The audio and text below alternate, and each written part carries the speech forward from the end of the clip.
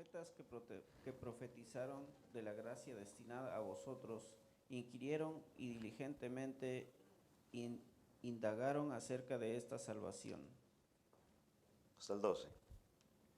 escudriñando qué persona que tiempo indicaba el Espíritu de Cristo que estaba en ellos, el cual anunciaba de antemano los sufrimientos de Cristo y las glorias que vendrían tras ellos.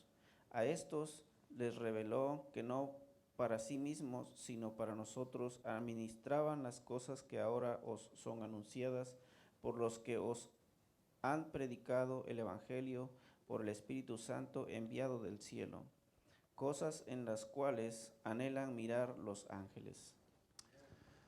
Padre, te pedimos en esta mañana que tú puedas hablar a nuestras vidas, que esta porción de las Escrituras pueda ser de mucha bendición para nosotros, que pueda traer salvación a aquellos que no te conocen, pueda ser de fortaleza a aquellos que ya te conocen.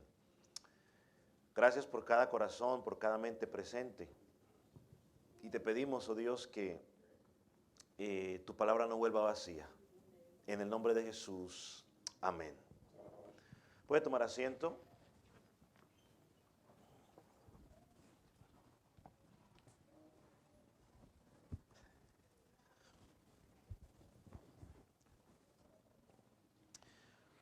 Nos encontramos estudiando esta primera epístola del apóstol Pedro, donde el apóstol escribe a estos hermanos, a los primeros oyentes del norte de Turquía que conocemos el día de hoy, y les habla del gozo de la salvación que ellos tenían o que debían tener aún en medio de las dificultades que ellos estaban pasando. Perdone que yo sea tan reiterativo o tan repetitivo en esto, pero tiene que quedar bien claro. Estos primeros hermanos estaban siendo perseguidos, rechazados, estaban siendo odiados, habían sido acusados de haber causado un incendio que ellos no habían causado.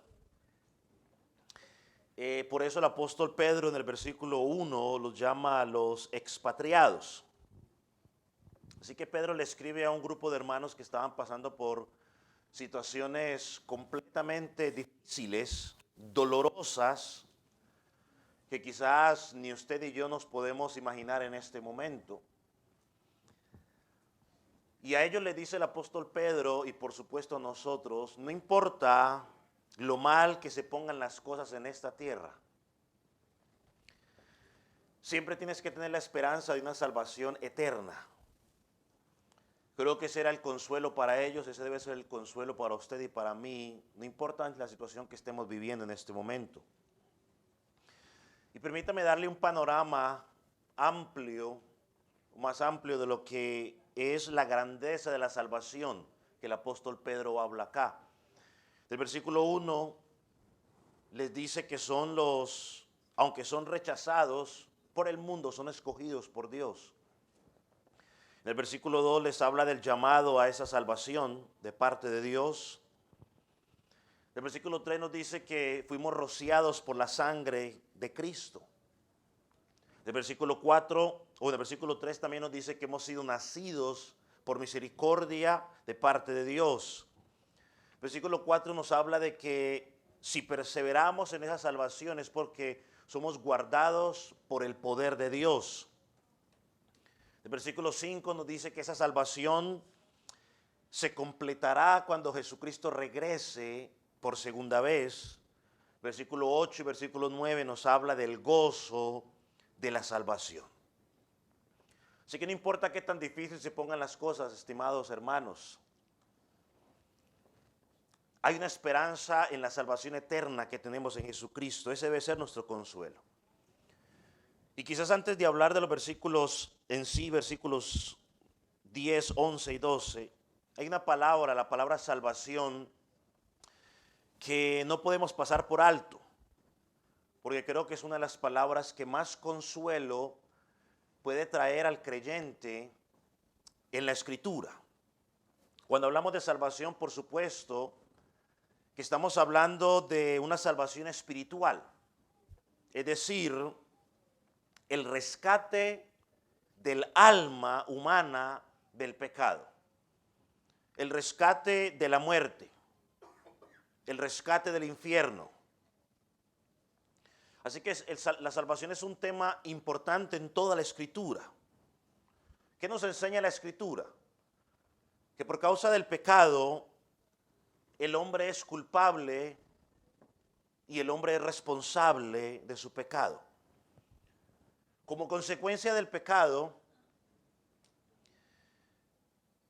el hombre está bajo la ira de Dios. El hombre va camino al infierno. Por lo tanto, el hombre necesita con urgencia ser rescatado de esa condición en la que se encuentra. El hombre necesita un salvador. El hombre necesita ser liberado porque él no puede liberarse por sí mismo. El hombre no puede rescatarse por sí mismo. Necesita un libertador. Y aclaro, ¿no? Cuando digo hombre estoy haciendo referencia a los únicos dos géneros que existen sobre la faz de la tierra, hombre y mujer. Así que por la misericordia de Dios, aunque el hombre no puede salvarse a sí mismo de la consecuencia del pecado, del castigo eterno, Dios puede salvarlo y Dios lo hará. Vaya conmigo a Romanos capítulo 8, versículo 5, donde claramente nos dice lo siguiente, hermano, por favor. Es Romanos 5:8. Mas Dios muestra su amor para con nosotros, en que siendo aún pecadores, Cristo murió por nosotros. Amén. Dios muestra su amor. Ahora, solo Dios puede salvarlo, porque solo Dios tiene el poder para hacerlo y salvarlo del pecado. Por eso la Biblia, en el Salmo 3, versículo 8, simplificándolo, dice lo siguiente. ¿Qué dice el Salmo 3:8? La salvación es de Jehová. Entonces, como el hombre no puede salvarse por sí solo, Dios planeó salvar al pecador. Ese es el testimonio que encontramos en toda la Escritura. Dios decidió salvar al pecador. Mire lo que dice 2 Timoteo 1:9. Quien nos salvó y llamó con llamamiento santo, no conforme a nuestras obras. Siga, sino según.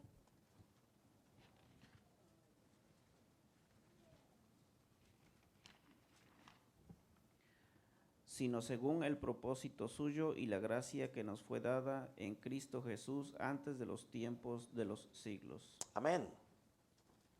Ahí dice claramente que Él nos salvó conforme a su propósito. Entonces, ¿qué tenemos? Tenemos que Dios, y mire cómo lo voy a decir para que no vaya a causar dificultades a usted. Dios amó al pecador en el sentido que envió a su Hijo para salvarlo. Dios está dispuesto a rescatar al pecador. Dios es capaz de rescatar al pecador. O sea, está dispuesto, es capaz de rescatar al pecador. Dios ha planeado rescatar al pecador y Dios ha hecho de Cristo el medio para rescatar al pecador. Por eso es que Pablo en Romanos capítulo 1, versículo 16, un pasaje muy conocido, lo llaman quizás el corazón de Romanos. Miren lo que dice Romanos 1:16. Porque no me avergüenzo del evangelio, porque es poder de Dios para la salvación y para todo aquel que cree, al judío primeramente y también al griego. Entonces, Cristo es el medio de salvación. Ahora, Dios ordenó a su iglesia, Dios ordenó a los predicadores anunciar que Cristo es el medio de salvación. Es el medio por el cual el pecador va a ser rescatado. Así que como iglesia tenemos la responsabilidad de predicar una y otra vez, llamar a los pecadores al arrepentimiento. Hermanos, es la responsabilidad de la iglesia predicar, no es de los ángeles no predican el evangelio. Es la iglesia la que predica el evangelio, es nuestro trabajo. No hay un solo versículo en la escritura que usted pueda usar como excusa para no predicar el evangelio. Piense por un momento en cuando Jesucristo resucitó. Y creo que esto es un evento que está claro para algunos de ustedes. ¿Quiénes fueron a predicarle a los apóstoles que Jesucristo había resucitado? ¿Los ángeles o las mujeres? Las mujeres. Los ángeles lo único que hicieron fue recordarle a las mujeres lo que el Señor Jesucristo había predicado o enseñado. Y le dijeron a ellas, mire, lo que Jesucristo enseñó es verdad. Él ha resucitado. Vaya y díganle a los apóstoles. Entonces, es nuestra responsabilidad como iglesia. Tenemos una salvación grande que nos debe llevar a celebrar, nos debe llevar a alabar a Dios. Porque por su elección soberana, por su misericordia, tenemos esa salvación que es eterna. Así que nunca debemos perder el gozo en nuestra salvación, mis hermanos. Miren lo que dice 1 Corintios 16, versículo 23. Cantad a Jehová toda la tierra, proclamad el día de su salvación. No, creo que es, bueno, es ese pasaje, pero me parece que es Crónicas, no Corintios. Yo me voy a hacer orar.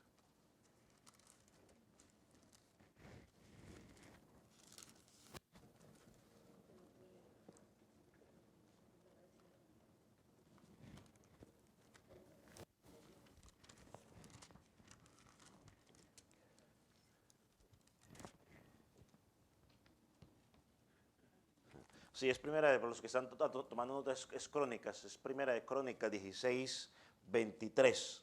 Pero dice, cantad a Jehová toda la tierra, proclamad de día en día su salvación.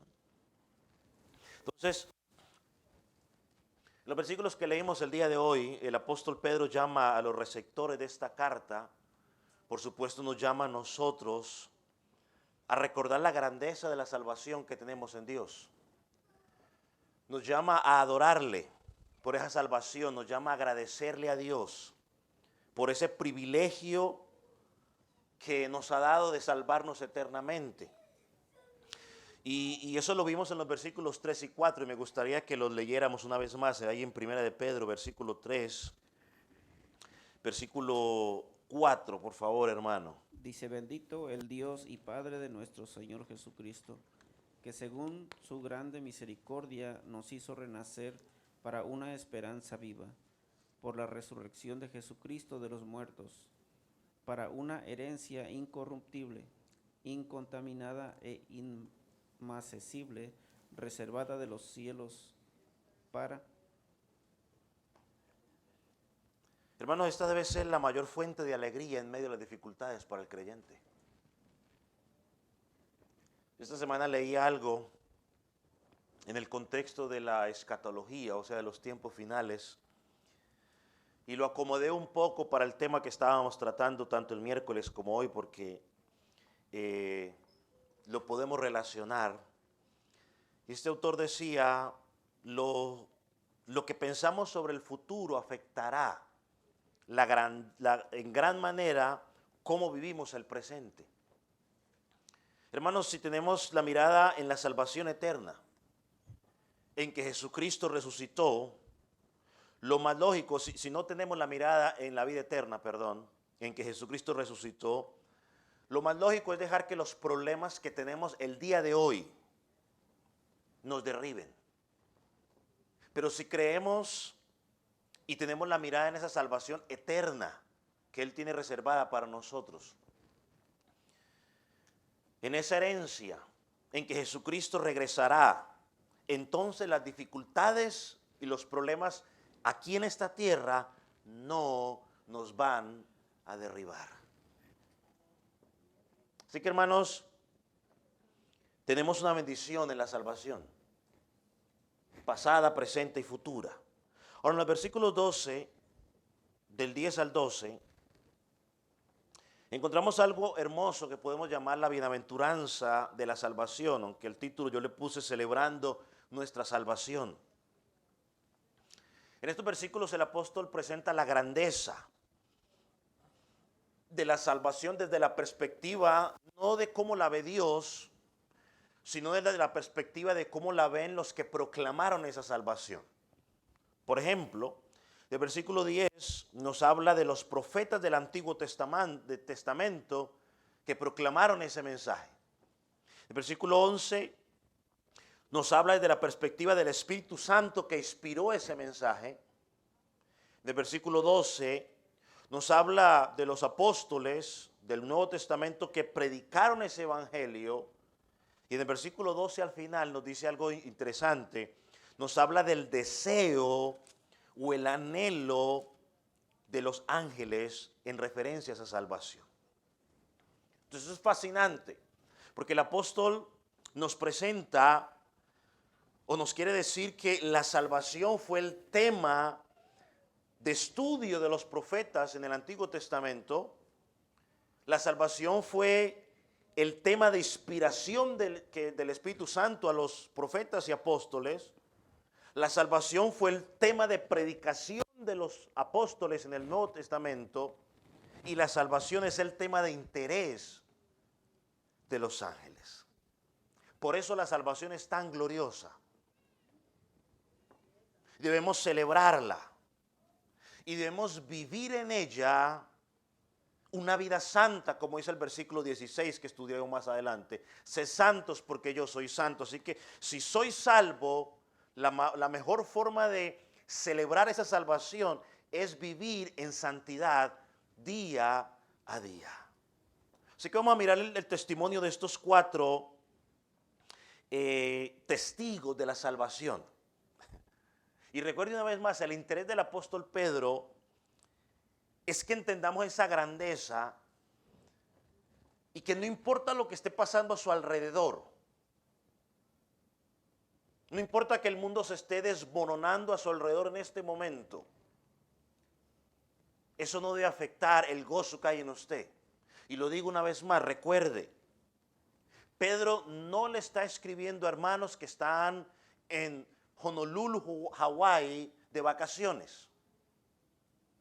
Le está escribiendo a hermanos perseguidos y maltratados. Entonces vamos al primer testimonio. El testimonio de los profetas del Antiguo Testamento. Y vamos a leer una vez más el versículo 10 y versículo 11, por favor.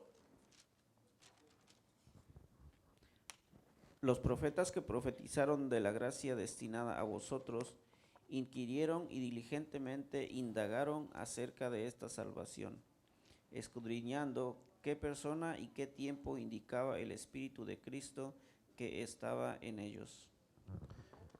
Vamos por un momento a pensar en los profetas del Antiguo Testamento. Se nos dice de ellos que estos profetas que profetizaron, dice, los profetas que profetizaron de la gracia destinada a vosotros. Así que ellos literalmente, si lo podemos utilizar esta expresión, estudiaron sus propias profecías sobre la salvación que había sido prometida. Por eso el texto dice, indagaron diligentemente. Otra forma de decirlo, más fácil para entender, es que estudiaron cuidadosamente sobre el tema de la salvación. Los profetas escribieron sobre la salvación, pero estudiaban cuidadosamente sobre ese tema. Y usted preguntará, ¿por qué? Bueno, porque la salvación es el tema más glorioso del Antiguo Testamento. Y usted dice, ¿por qué es el más glorioso? Hermano, porque la salvación es que Dios proveyó para los pecadores una salida a su problema. Por eso de todas las verdades que ellos escribieron, todas las verdades que ellos recibieron de parte de Dios, ellos decidieron examinar sobre la salvación.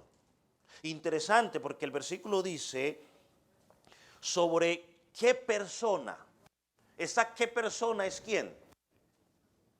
¿Es quién? ¿Esa qué persona es quién? No. ¿Es quién? No, tampoco. ¿Cómo? ¿Duro? Cristo, el Mesías. La salvación venía a través de quién? De Cristo. Entonces indagaba, esa persona era Cristo, se indagaban sobre Cristo. Entonces desde Moisés hasta Malaquías, ellos tenían la mirada puesta en la salvación. Estaban fascinados por la promesa de la salvación. Y miré algo interesante. Ellos recibieron el regalo de la salvación sin ver ni conocer al Salvador, que era Jesucristo. Quizás ellos tampoco entendieron en plenitud o completamente todo lo que estaba involucrado en su vida, su muerte y su resurrección. Ellos no lo entendieron. Por eso indagaban. Pero recibieron esa salvación porque tenían la mirada puesta en lo que iba a pasar en ese Mesías. Entonces los profetas declararon que la salvación estaba por venir y que era una salvación que iba mucho más allá de Israel.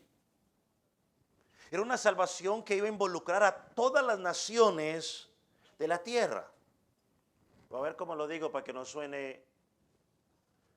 Iba a involucrar a personas de todas las naciones de la tierra. Mejor lo digo de esa manera. Iba a involucrar a personas de todas las naciones de la tierra, sin importar su raza, color, su condición social, su inteligencia, nada. Entonces, ellos sabían que Dios había revelado un plan de redención futuro, que no era únicamente para Israel, era para todo tipo de personas, dentro de todo el mundo. Ellos quizás no entendieron la obra de Jesucristo como profeta, como sacerdote y como rey, que estudiaremos más adelante, pero indagaron constantemente en ello. Y miren lo que dice el versículo 10. Dice el versículo 10 esta parte que está subrayada ahí: los profetas que profetizaron de la gracia destinada a vosotros. Y la gracia, lo hemos dicho hasta el cansancio, nos muestra el motivo por el cual seremos salvos. Es por gracia. No es por nada que usted y yo podamos hacer.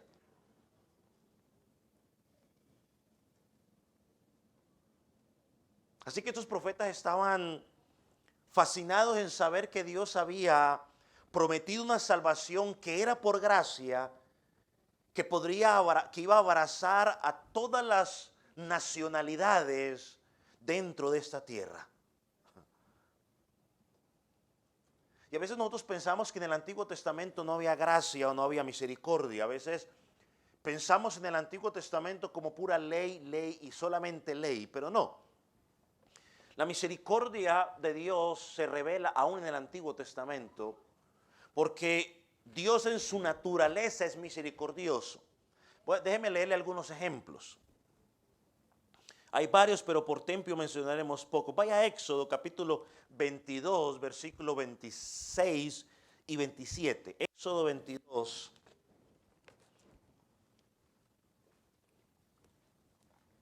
Éxodo 22, 26 y 27.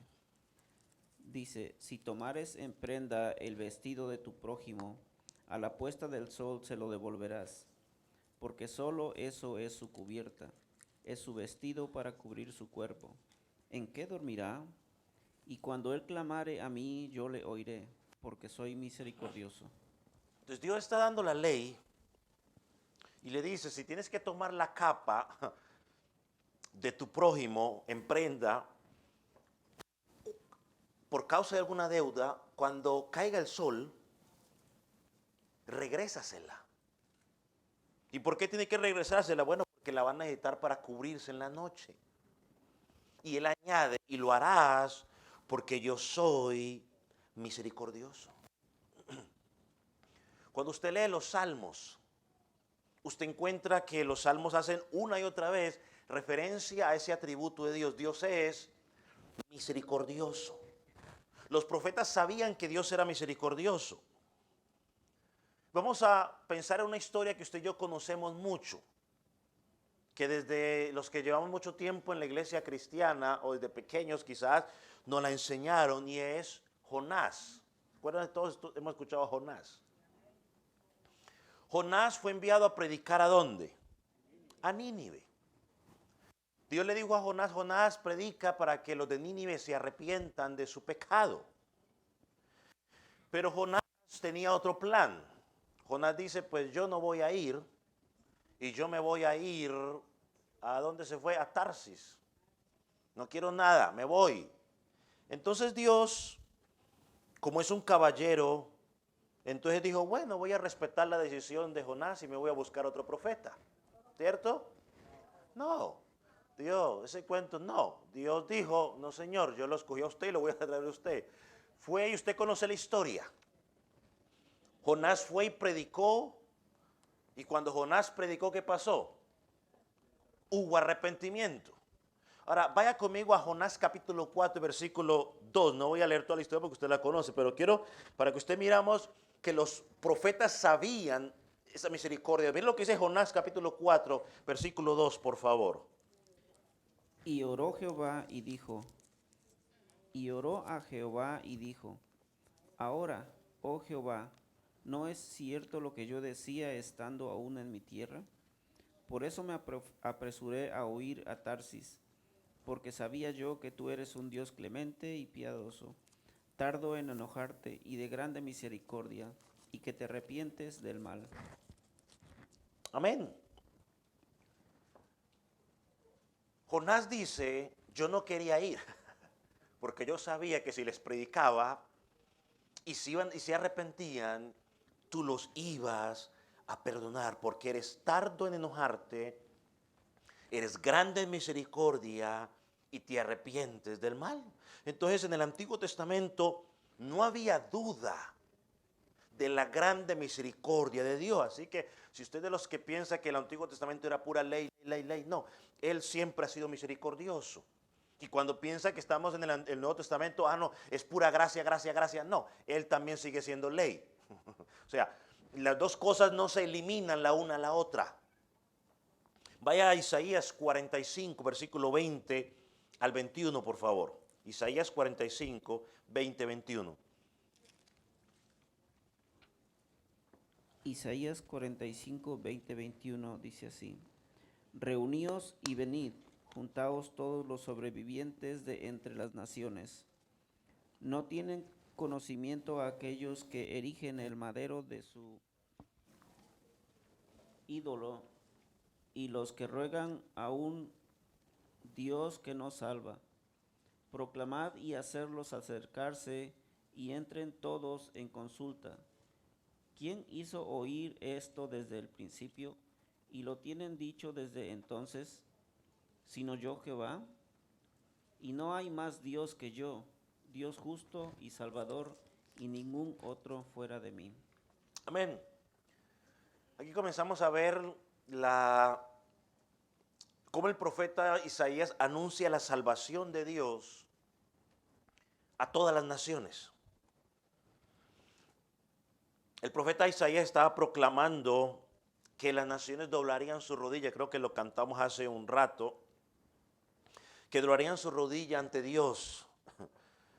y entrarían, alcanzarían salvación. Así que los profetas profetizaron que el Mesías triunfaría. Y eso usted lo ve en el Salmo capítulo 2, donde se nos habla de que se establecerá un rey en su santo monte. Los profetas también profetizaron que el Mesías salvaría. Por eso fue que cuando el Señor Jesucristo comenzó su ministerio, usted recordará que Él fue a Lucas, en el capítulo 1, creo, versículo 18. Él trae un pasaje directamente de Isaías 61. Y miren lo que dice Lucas 1:18. Sí, creo que es 1:18. En la nota no puse el 18, pero creo que es Lucas 1:18. Lo busco mientras usted lo busca, y para que no se confunda. Lucas 1:18. No es el 1:18.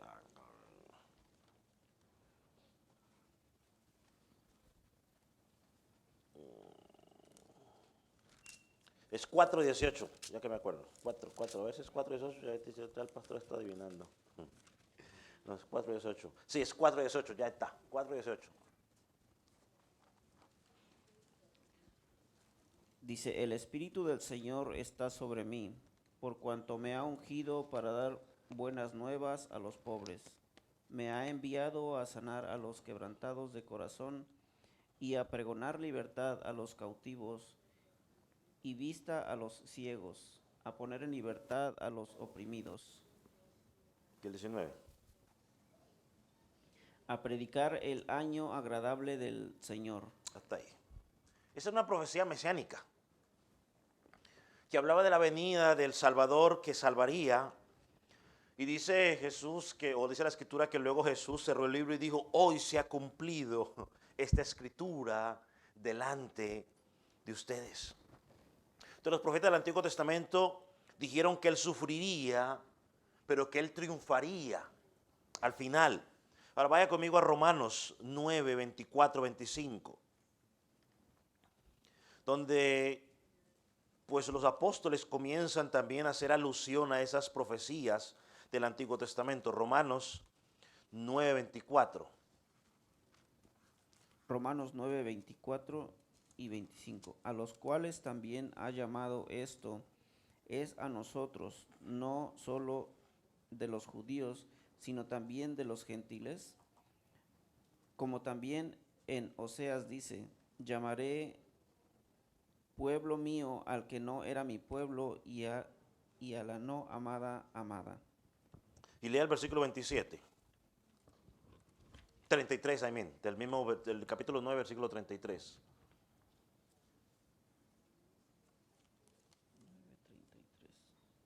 Romanos 9, 33. Como está escrito, he aquí pongo en Sión piedra de tropiezo y roca de caída, y el que creyere en él no será avergonzado. Amén. Entonces desde el principio vemos que Él había ofrecido una salvación a los gentiles.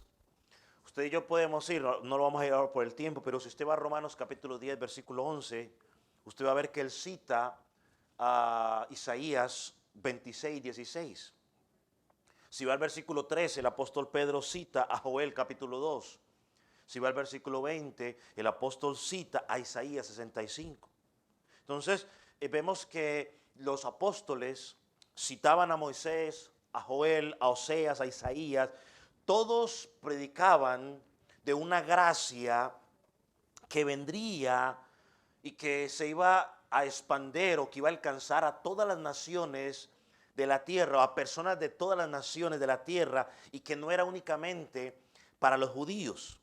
Entonces Pedro, al citar a los profetas aquí en Primera de Pedro, como que indagaron sobre esa salvación, nos revela la grandeza de esa salvación. Eso fue lo mismo que el Señor Jesucristo dijo en Mateo capítulo 13, versículo 17, búsquelo. Mateo 13, 17. Y mientras usted lo busca, déjeme decirle esto. La realidad de la salvación en Cristo consumía los corazones de los apóstoles y de los profetas. Por eso Pedro nos dice que los profetas, en este caso, dice que indagaron con diligencia, estudiaron cuidadosamente el tema de la salvación para poder entenderlo. Y miren lo que dice Mateo 13, versículo 17, Jesucristo lo dijo. ¿Qué dice? Porque de cierto os digo que muchos profetas y justos desearon ver lo que veis, y no lo vieron, y oír lo que oís, y no lo oyeron. O sea, les está diciendo aprovechen, porque los profetas del Antiguo Testamento desearían haber visto al Mesías. Ahora ustedes lo ven. Ahora, si nosotros parafraseamos eso a nuestros términos, a nuestro tiempo, hermano, ¿cuántos hubieran deseado tener la foto completa? La profecía del Mesías, ver al Mesías cumpliendo esa profecía, el Mesías resucitado y ahora a la espera de ese Mesías, o no, de ese Salvador o de ese Rey, perdón, por segunda vez. Ahora tenemos nosotros, tú y yo, esa bendición. Y aunque los profetas estaban limitados, estudiaron sus propios escritos.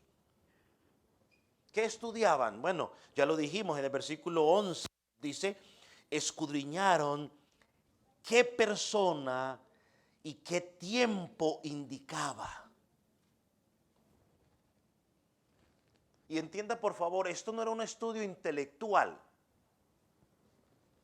no era un estudio académico, era una pasión espiritual por entender, por comprender espiritualmente lo que se estaba hablando de esa salvación tan grande. Ellos querían saber quién era ese Salvador y en qué tiempo se manifestaría. Mire, el último profeta del Antiguo Testamento, el último profeta, si lo podemos llamar de esa manera, aunque usted y yo no lo conocemos de esa manera, pero técnicamente podríamos decirlo. El último profeta del Antiguo Testamento, ¿quién cree usted que fue? ¿O a quién cree que me voy a referir? Juan el Bautista. Del Antiguo Testamento, Juan el Bautista. Cuando él vio todo lo que el Señor Jesús estaba haciendo, envió a sus discípulos a preguntarle a Jesús. Y le dijo, vaya, pregúntenle. Oiga, ¿eres tú el Mesías prometido? ¿O seguimos esperando a alguien más? Se encontramos al apóstol, ya le dice el apóstol, perdón, a Juan el Bautista, el último profeta, enviando a sus discípulos. Y miren la respuesta de Jesús allá en Mateo capítulo 11, versículos 4 y 5. Vale, por favor, hermano. Mateo 11, 4 y 5. Dice, respondiendo Jesús les dijo, id y haced saber a Juan las cosas que oís y veis. 5.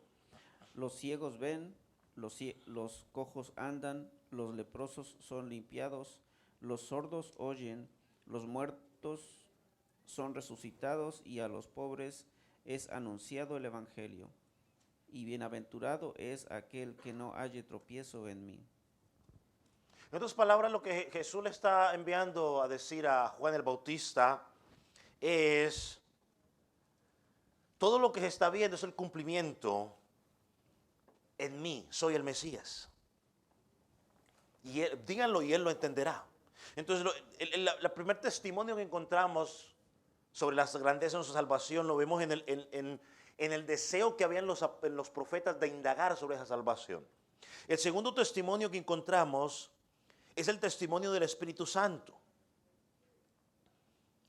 La grandeza de la salvación fue el tema que inspira el Espíritu Santo en los profetas y en los apóstoles. Él los dirigió, el Espíritu Santo los dirigió a escribir sobre la grandeza de la salvación. Y Pedro lo recuerda en los versículos, mire, hermano, todo lo que leemos en la Escritura fue revelado por el Espíritu Santo. Sí, a pesar de que Él usó a los hombres para escribirlo, pero no le podemos dar el crédito a los hombres. Yo sé que quizás aquellos que siguen mucho el ateísmo o aquellos no quieren nada con Cristo, usan ese argumento para no creer en la Escritura, pero sin embargo sí creen en un libro de historia, pero bueno, que fue escrito por un hombre, pero bueno.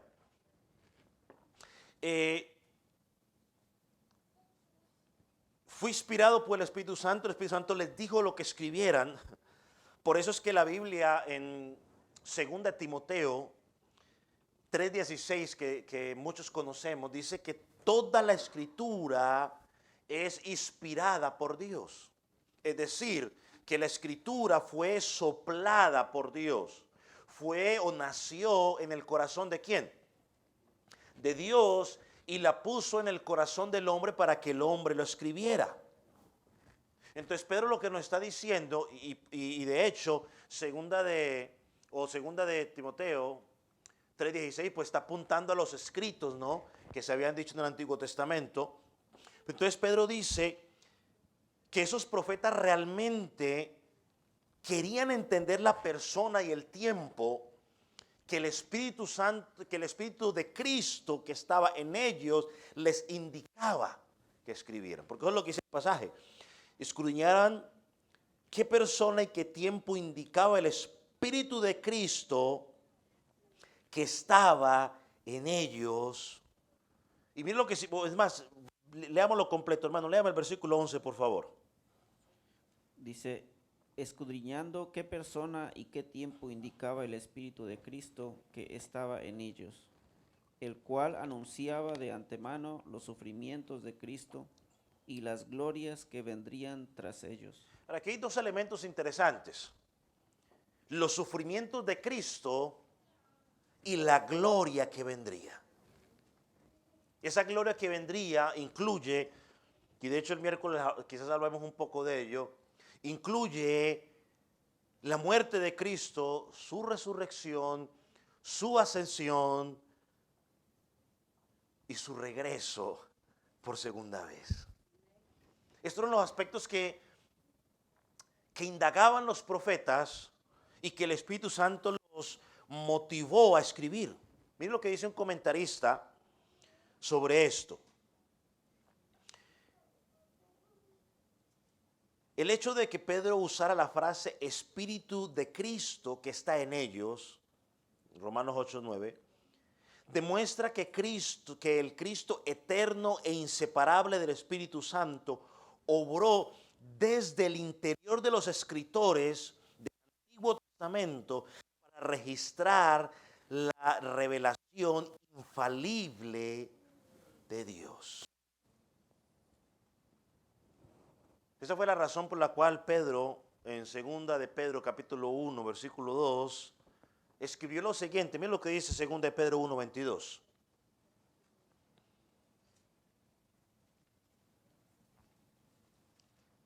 Segunda de Pedro 1, 22.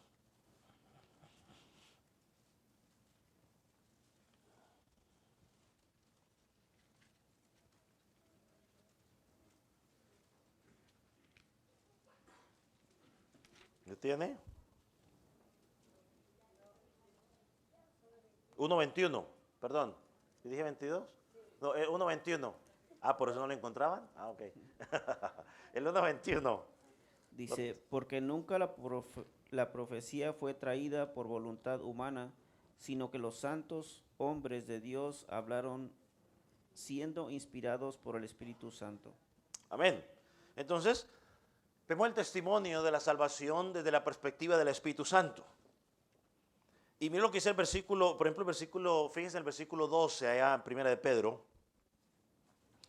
Dice que los apóstoles del Nuevo Testamento les predicaban el Evangelio por el Espíritu Santo enviado del cielo. Entonces el Espíritu Santo no solo inspiró a los profetas en el Antiguo Testamento a escribir, sino que también inspiró a los apóstoles en el Nuevo Testamento. Así que tanto el Antiguo como el Nuevo Testamento fueron soplados por el Espíritu Santo de Dios. Y como leímos allá en 2 de Pedro 1:21, nunca fue traída por voluntad de hombre. Es decir, la Escritura no fue invento del hombre. Fue el deseo de Dios y lo dejó plasmado en su palabra. Y ahora nos encontramos en el tercer testimonio, y es el testimonio de los apóstoles. Léame por favor versículo 12 de Primera de Pedro, capítulo 1, versículo 12. Dice, a estos se les reveló que no para sí mismos, sino para nosotros, administraban las cosas que ahora os son anunciadas por los que os han predicado el Evangelio por el Espíritu Santo enviado del cielo.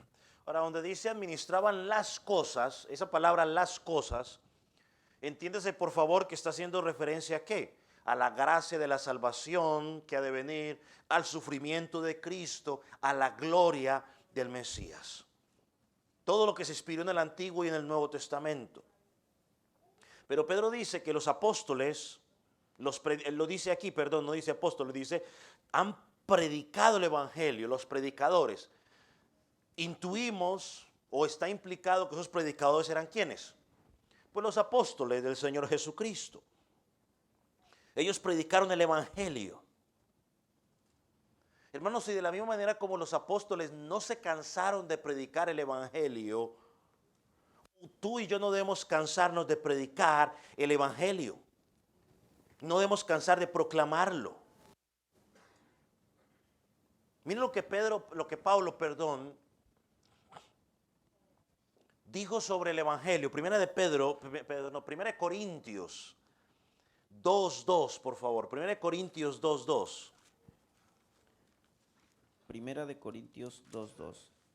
Pues me propuse no saber entre vosotros cosa alguna, sino a Jesucristo y a este crucificado. Hermanos, este era el mensaje del Evangelio en el tiempo apostólico. Solo Cristo, Cristo crucificado, Cristo resucitado, Cristo volverá. Ese es el Evangelio. No es otra cosa. No, hermano, no son experiencias personales. Es el Evangelio. El día que usted tenga que pararse en algún lado a enseñar y le diga, mire, comparte el Evangelio. Pastor, ¿qué es el Evangelio? Cristo vino, Cristo murió, Cristo resucitó, Cristo ascendió al cielo, Cristo volverá por segunda vez, no en relación al pecado, sino como juez. Ese es el Evangelio. No podemos predicar otra cosa. Tristemente hoy se está predicando otra cosa, pero eso no salva. ¿Y por qué Pablo predicó eso? Bueno, porque no hay otro mensaje. Ahí mismo, ¿por qué no hay otro mensaje? Porque la predicación de la cruz es locura para algunos, pero para los que creen es vida eterna. Lea otra vez 1 Corintios 1, 1 Corintios 2, pero lea el versículo 1 y versículo 2 juntos, por favor. 1 Corintios 1, capítulo 2, versículo 1 y 2.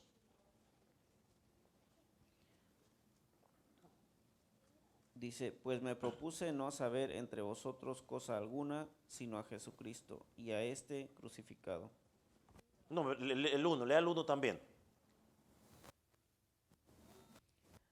Así que, hermanos, cuando fui a vosotros para anunciaros el testimonio de Dios, no fui con excelencia de palabra o de sabiduría, pues me propuse no saber entre vosotros cosa alguna, sino a Jesucristo y este crucificado.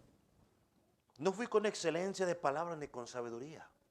No fui con chistes, no fui con cuentos, historias griegas, no fui con mis experiencias personales.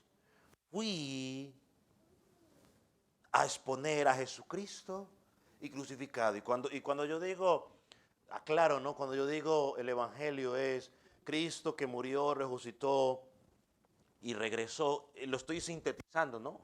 Pero es explicar lo que significa por qué Cristo vino. Explicar por qué Cristo murió.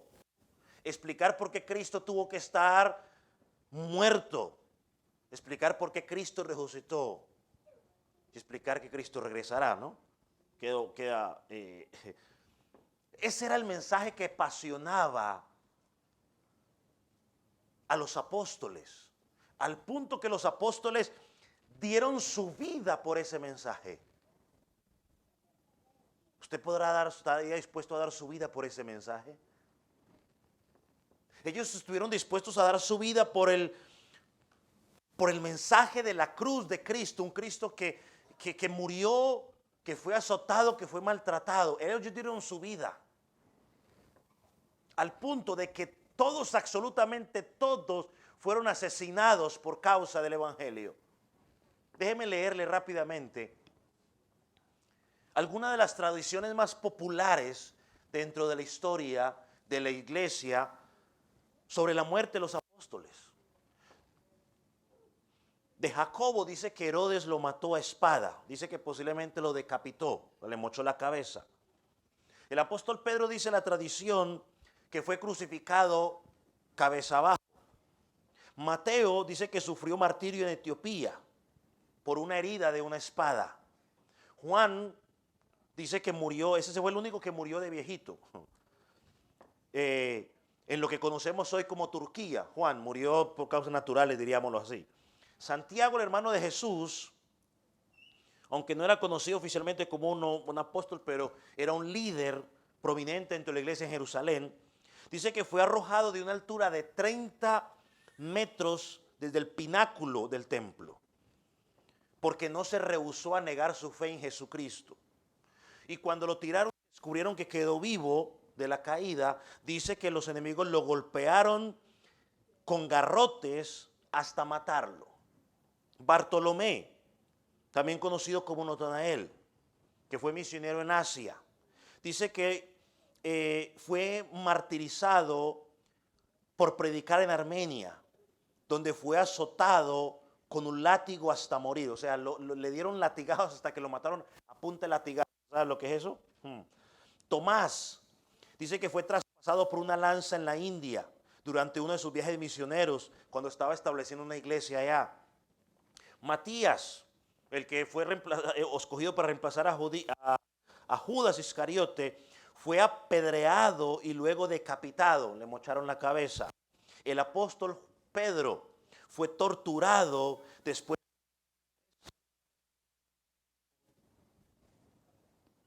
¿Se fue? ¿Sí? Ah, no, ahí estoy. Dice que fue torturado y después fue decapitado por el emperador romano. Todos dieron su vida por el evangelio. Por Cristo muerto, por Cristo resucitado y por Cristo regresará por segunda vez. Ese es el evangelio. La grandeza de nuestro evangelio, que estuvieron dispuestos a dar su vida. No quiero preguntar si usted estaría dispuesto a dar su vida, pero usted sabrá. Y por último testimonio que encontramos es el testimonio de los ángeles. Mire lo que dice la parte final del versículo 12, allá en Primera de Pedro, capítulo 1. ¿Qué dice la parte final? Versículo 12 dice, cosas en las cuales anhelan mirar los ángeles. Hermano, la salvación es tan gloriosa, tan maravillosa, que los ángeles mismos del cielo desean, anhelan, dice ahí, anhelan mirar. Y mire, y cuando dice anhelan mirar, no es que ellos quieran entender qué es la salvación, no es que ellos quieran entender qué es la salvación. Lo que está diciendo, hermano, es que ellos anhelan con intensidad saber qué se siente ser salvos. Y usted pregunta, ¿por qué? Bueno, porque ellos no saben lo que es ser recipientes de la gracia de Dios. Los ángeles no saben lo que es ser perdonado. ¿Y por qué no saben lo que es ser perdonado? Pues porque nunca han pecado. Los ángeles nunca han estado, ¿qué? Condenados o perdidos. Ahora, los ángeles caídos a la cabeza de Satanás nunca experimentarán perdón. Ellos ya están condenados. Los ángeles en el cielo nunca experimentarán perdón. ¿Por qué nunca experimentarán perdón? Porque siempre estarán en santidad. Entonces Pedro dice que ellos desean, anhelan mirar o experimentar la gloriosa gracia de Dios. Así que, hermano, tú y yo que tenemos esa gloriosa gracia de Dios, ¿cómo no disfrutarla? ¿Cómo no compartirla? Es por eso que Lucas capítulo 15 dice que cuando un pecador se arrepiente, o sea, cuando verdaderamente un pecador se arrepiente, no cuando hace una oración, sino cuando un pecador realmente se arrepiente, es decir, que pasa de muerte a vida, ¿qué dice que hacen los ángeles? Celebran, se llenan de gozo en los cielos.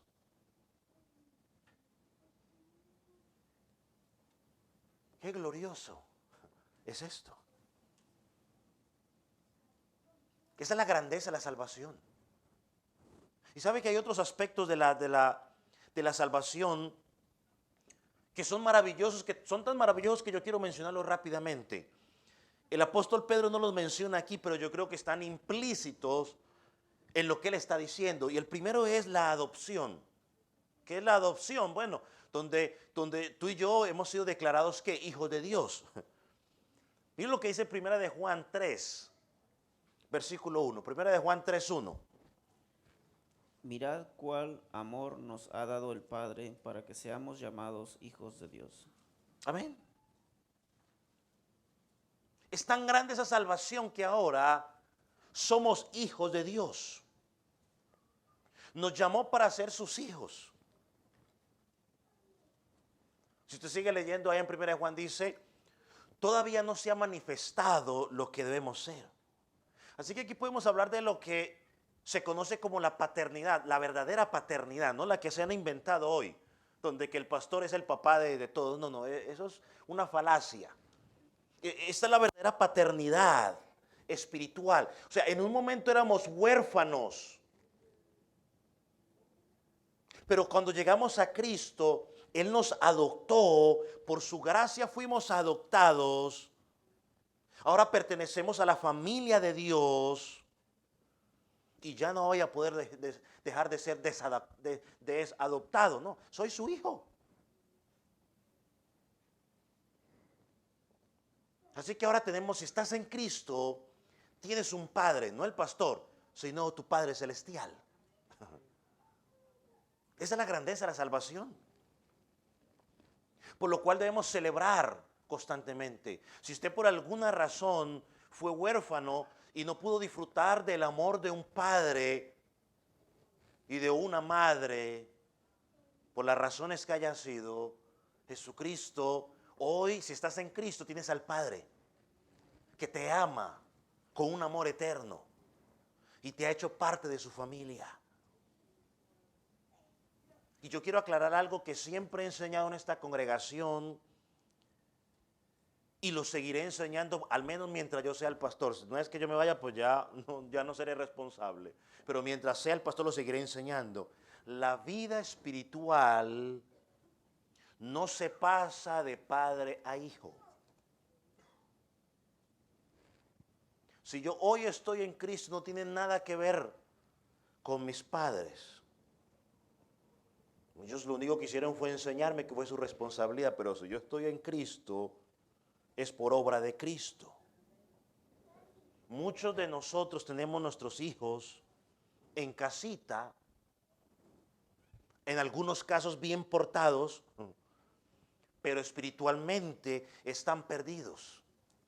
Hermano, si tu hijo no ha llegado a Cristo en fe y en arrepentimiento, está perdido. Está muerto espiritualmente. Está en delitos y pecados. Pastor, pero mi niño apenas tiene 5 años. No importa, está muerto en delitos y pecados. Ay, pero es que mi niño es un bebé, apenas tiene 1 mes. No importa, está muerto en delitos y pecados. Está muerto espiritualmente. Es por la misericordia de Dios que ellos llegan a Cristo, no por una herencia. Hombre, si yo no le pudiera heredar eso al hijo, pues sería fácil. Pero no es una herencia. Es la obra de Dios. Ahora, por favor, deje de estar clamando la promesa en hechos del carcelero, porque mucha gente hoy malinterpreta esa promesa y se la pasan reclamando. No, pero es que la Biblia dice que cree en el Señor Jesucristo y serás salvo tú y tu casa. Y entonces, como yo creo en Cristo, yo declaro, decreto, amarro, ato, le hago nudo de no sé qué cosa y tanta cosa de que toda mi familia. Deje de estar creyendo cuentos extraños. Esa promesa era para él en particular. Deje de estar reclamando esa promesa. Eso no es para usted. Mis hijos tienen que llegar a Cristo en fe y en arrepentimiento. Un día yo tuve que llegar a Cristo en fe y en arrepentimiento. Mis hermanos tienen que llegar a Cristo en fe y en arrepentimiento.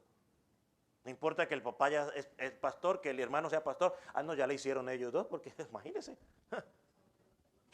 No, si fuera así, qué rico. Es por obra del Espíritu Santo. Pero ese niño tiene que creer, va a ser adoptado. Yo por eso, usted lo ha notado que hay mucho rato empecé aún hasta los niños a hacer la invitación. De hecho, hace unos 15 días se me acercó uno, como 10 años creo que tiene, y me dijo con sus padres, yo quiero arrepentirme, pastor. Y yo, qué alegría. Hablé un rato con él, oramos. Y esperamos en Dios de que ese arrepentimiento en ese niño haya sido verdadero y que su estilo de vida muestre esa evidencia. Así que tome tiempo usted de vez en cuando a preguntarle a su hijo. Hable con él. Hable con él sobre su fe, si ha entendido el plan de salvación, si está en Cristo. No es suficiente traerlo a la iglesia y sentarlo ahí al lado suyo. Es más, me atrevería yo a decirle, si lo tiene al lado suyo, cerciórese que esté leyendo la Biblia con usted, o que al menos esté leyendo la Biblia, que esté buscando, cerciórese. No siéntese, ya está al lado y siéntese y desentiéndase de él, no. Abre el ojo. Porque si le digo lo que yo veo desde aquí, quizás no le va a gustar mucho de lo que hacen algunas veces sus hijos. Así que póngale más atención. ¿Y sabe qué otra obra involucra allí? Ya los niños me miran cara de, tenía que hablar, pastor. Pues, mi responsabilidad, ¿qué quiere que haga? ¿Qué iba a decir? Otro aspecto que encontramos aquí, hermano, es el perdón. O sea, el apóstol Pedro no lo dice, pero la grandeza de la salvación no solamente involucra que hemos sido adoptados, sino que involucra perdón. Miren lo que dice el Salmo, va al Salmo 32 y vamos a leer el versículo 1 y versículo 2 también.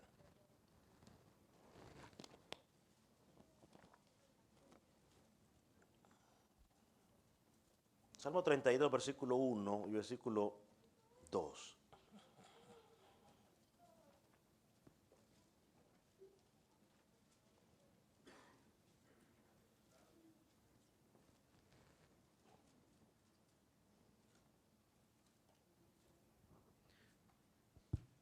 Dice, bienaventurado aquel cuya transgresión ha sido perdonada y cubierto su pecado. 2. Bienaventurado el hombre a quien Jehová no culpa de iniquidad y en cuyo espíritu no hay engaño. Aleluya. 3 veces feliz, bendecido, aquel cuya transgresión ha sido perdonada. A veces decimos, oh, estoy bendecido porque tengo buen trabajo. Bueno, el salmista dice, estoy bendecido porque mi pecado ha sido perdonado. Estoy bendecido, dice, a quien Jehová no inculpa de iniquidad.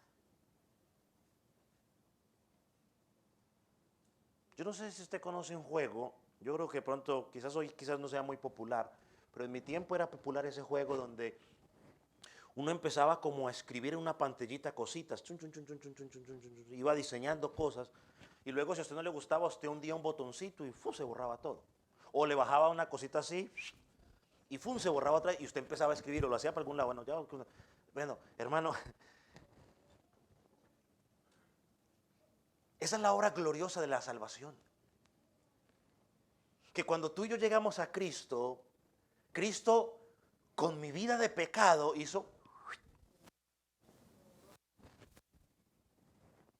Sí, seguimos pecando porque mientras estemos aquí lidiamos con el pecado, sigue pecando, pero ese pecado no es tenido en cuenta porque fue perdonado ya. Afecta nuestra comunión, sí. Por eso pedimos perdón, por eso nos arrepentimos, para que no afecte mi comunión. Pero mi posición como hijo no la afecta. Sigo siendo su hijo. Miren lo que el profeta dice en Isaías 24:25, porque es glorioso.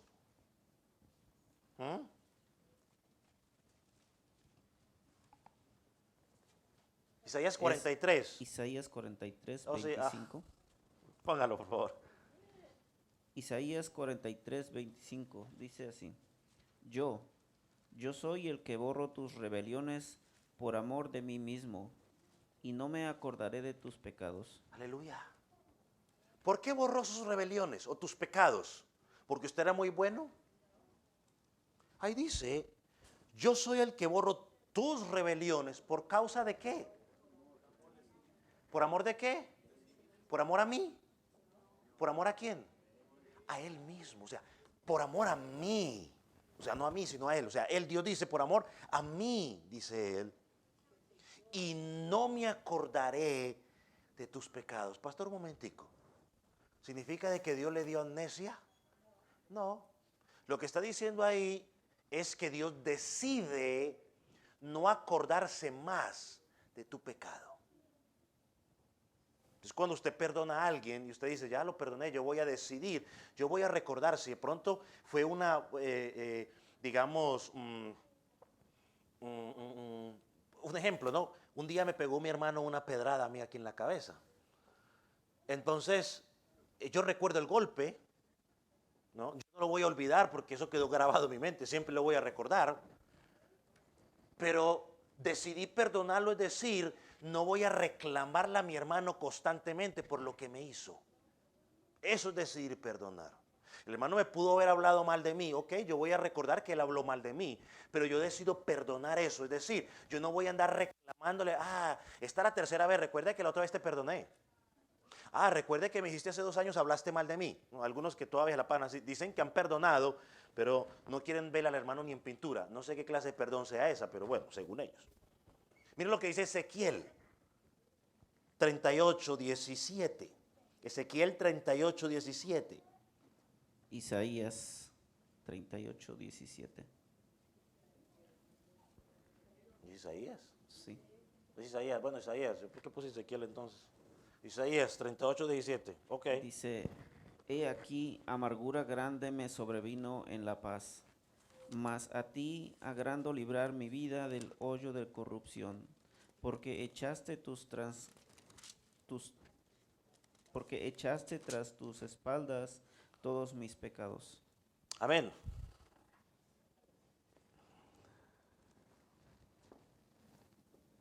Porque echaste tras mi espalda algunos de mis pecados. Todos mis pecados. Eso es perdón. Aclaro, para que usted no me vaya a malinterpretar. ¿Eso es una licencia para ir a pecar? No, de ninguna manera. Él está describiendo lo que Dios hizo por nosotros. Por favor, no vaya a decir, como todos mis pecados están perdonados, entonces puedo hacer lo que se me dé la gana. No, Señor, la Escritura no enseña eso. Romanos 7 dice, ¿perseveraremos en el pecado porque la gracia abunda? De ninguna manera. O sea que aquí no hay libertad para pecar, está describiendo lo que ha pasado una vez que estoy en Cristo. Miqueas 7, 18 y 19. Miqueas 7, 18 y 19. ¿Qué Dios como tú, que perdona la maldad y olvida el pecado del remanente de su heredad? No retuvo para siempre su enojo, porque se deleita en misericordia. 19. Él volverá a tener misericordia de nosotros, sepultará nuestras iniquidades y echará en lo profundo del mar todos nuestros pecados. Hermanos, esto es lo glorioso de la salvación. Es lo glorioso de la salvación. Y es la que fue otorgada a los primeros creyentes, la que es otorgada a nosotros. Y Pablo dice, gózate, Pedro dice, gózate en medio de las dificultades por esa salvación tan gloriosa.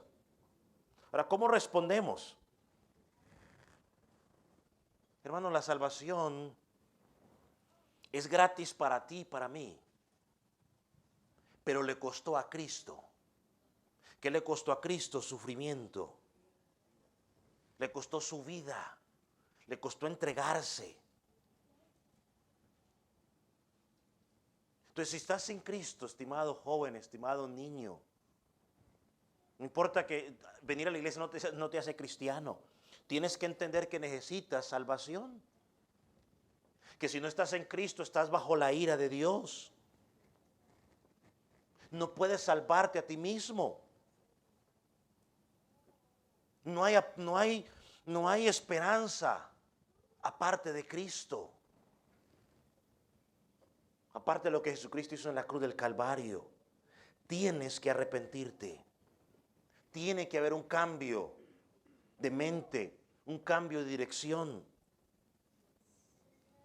Porque Cristo es la única esperanza de salvación. Y Pedro describe esa salvación gloriosa aquí. Así que, hermanos, poniéndolo en contexto lo que decía el apóstol Pedro, no importa qué tan cruel sean las pruebas que estés enfrentando en esta vida, siempre recuerda la grandeza de la salvación.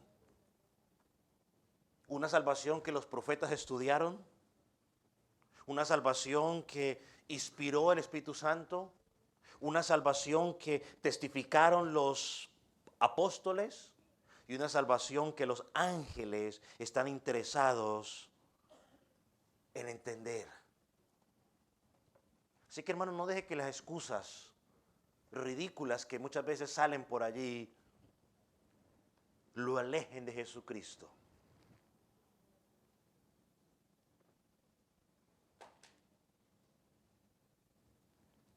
Hermano, cuando de ahora en adelante la próxima vez que tú y yo pasemos por momentos difíciles en nuestra vida, démosle gracias a Dios. Porque Él se va a glorificar en nuestras vidas y porque su herencia gloriosa es mucho más grande de lo que estamos pasando. ¿Por qué no se pone sobre sus pies?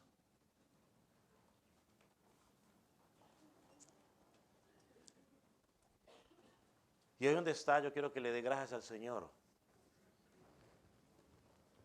por esa salvación. Si está en Cristo, dele gracias a Dios por esa salvación tan gloriosa, por ese perdón de pecados, por esa adopción. Y amigos, si tú no estás en Cristo, joven, niño,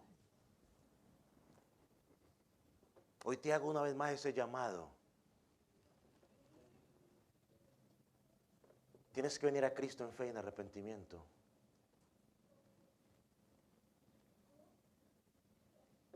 La Biblia llama una y otra vez a los pecadores al arrepentimiento. Eres un pecador.